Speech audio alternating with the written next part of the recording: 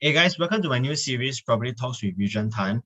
I'll be using this platform to actually share with you guys bite-sized information regarding our property market in Singapore. So in the next few months ahead, I'll actually be uploading new content, and touching on topics that are actually crucial and important to know and to take note of in recent times. Right. So of course, this is my first session. So if you feel that whatever that I share is relevant and you like my content, if you like my content, please go ahead and click the like and subscribe button. Yeah, so without further ado, let me just carry on with my first session today. So something a little bit about me is that I'm going 5 years in the real estate industry. I handle a lot of upgrading and portfolio restructuring cases. So I actually assist a lot of homeowners to upgrade their current property, like from a HDB to a private property or even a bigger HDB, so on and so forth. I also actually assist a lot of investors who to actually restructure their investment property portfolio. I'm from PropNext, Singapore, and I have a bachelor in economics and finance. So, over the years, how I actually study the real estate market is actually I look into the numbers. I'm a very data-driven person and very analytical. So, by doing so, it actually allowed me to understand how our property market in Singapore functions and to really understand how its performance is like. Right. So, just a quick disclaimer. Whatever that I'm going to share with you guys today is just my opinion, right? And it doesn't represent others. So, please do your own due diligence, right? Whatever that I share is just my own opinion, right? Right. So let me get straight down to it. Today's topic, I'll actually be sharing with you guys the real estate cycle, right? And of course, also sharing with you guys how our property market has been performing in recent times. So, of course, in this news article, we see that the HDB resale prices have actually rise for 22nd straight months. Okay. And of course, we have seen areas like Woodlands and Pasir Ris actually transacting million-dollar flats, right? And the resale prices have actually risen for 23rd straight months, right?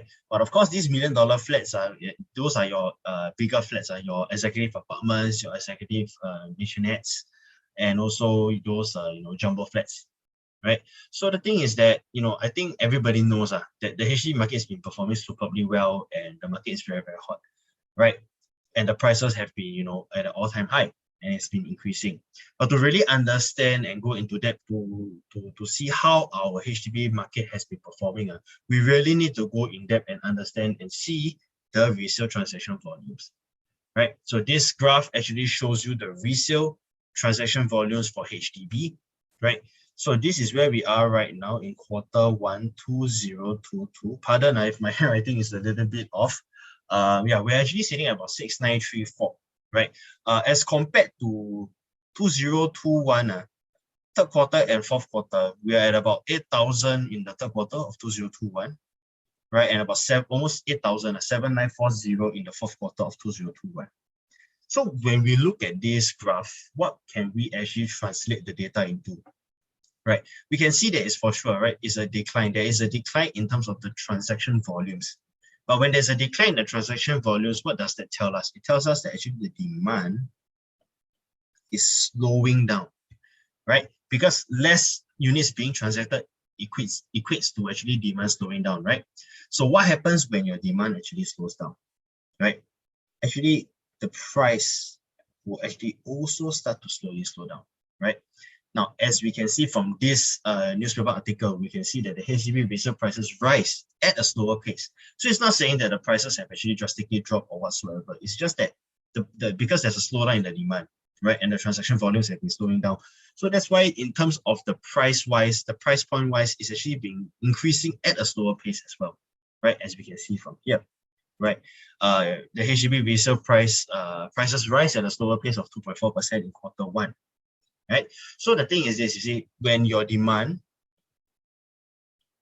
slows down, price, it will actually also follow suit and slow down as well.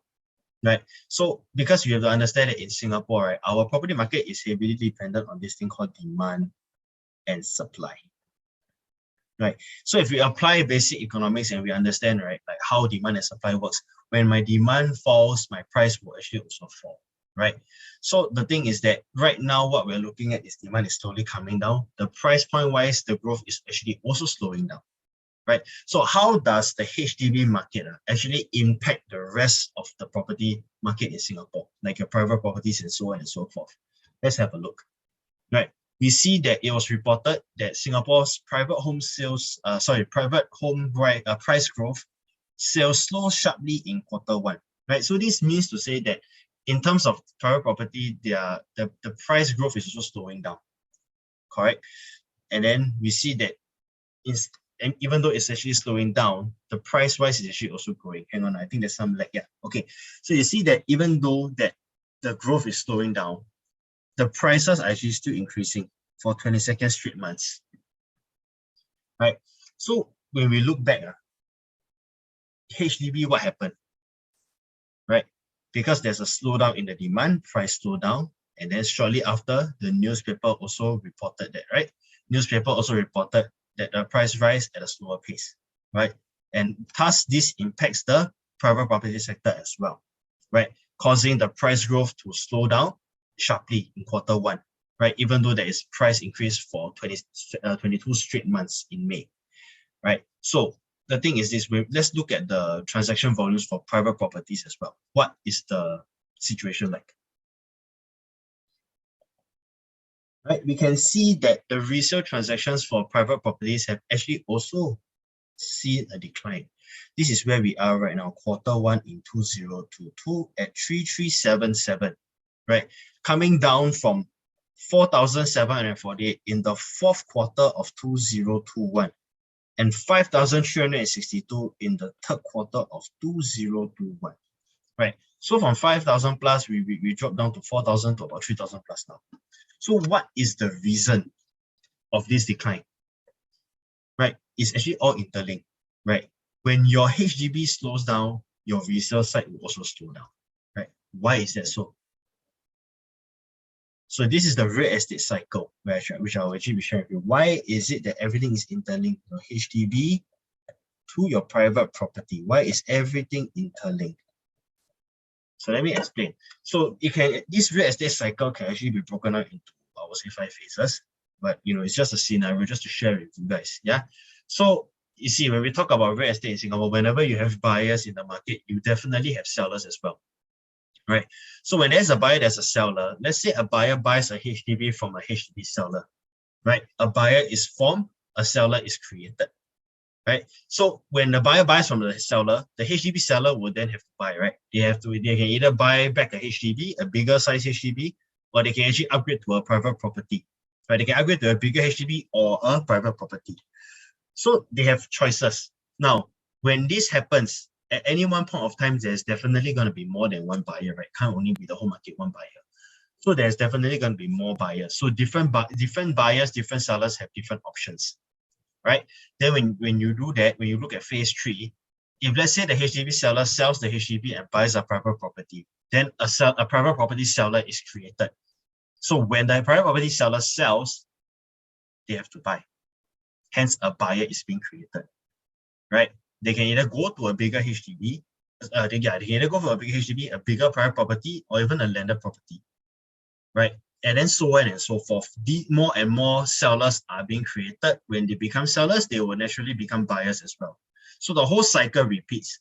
Meaning to say, to sum up, at any one point of time, there will always be buyers for HDBs. There will be buyers for private properties. There will be buyers for landed properties. There will also be sellers from HDBs, private properties, and landed properties. It's one whole big cycle, right? So the thing is that, why is everything interlinked? Because when you have one sector that slows down, which is right now what we are looking at is the HDB side, right? When your HDB demand starts to slow down, right, your price will also slow down, as we have seen in the previous slides, right? So when demand and price slowly goes down, it will definitely affect your private property side as well, causing the demand to also slow down and the growth of the price to slowly go down as well. And then so on and so forth. So this is the real estate cycle, right? To show you guys that, but how does buyers and sellers work and function in different aspects of the property market, right? So when we go back all the way from the start, when we look at the HDB resale transactions, right, we can tell that actually when demand falls, the price growth actually falls, which cause a ripple effect, right? It causes a ripple effect to actually affect the private property sector as well. When the price of the HDB resale grows at a slower pace and the transaction volumes drop, your private home growth also slows down because there are lesser buyers in the market. When you have lesser buyers in the market, if you apply demand and supply, you will know that definitely, when you have lesser buyers, everything will slow down, right? Price will also slow down. Right? If there are more buyers, in fact, if there are more and more buyers, more transaction volumes happening, that is where you see your price grow.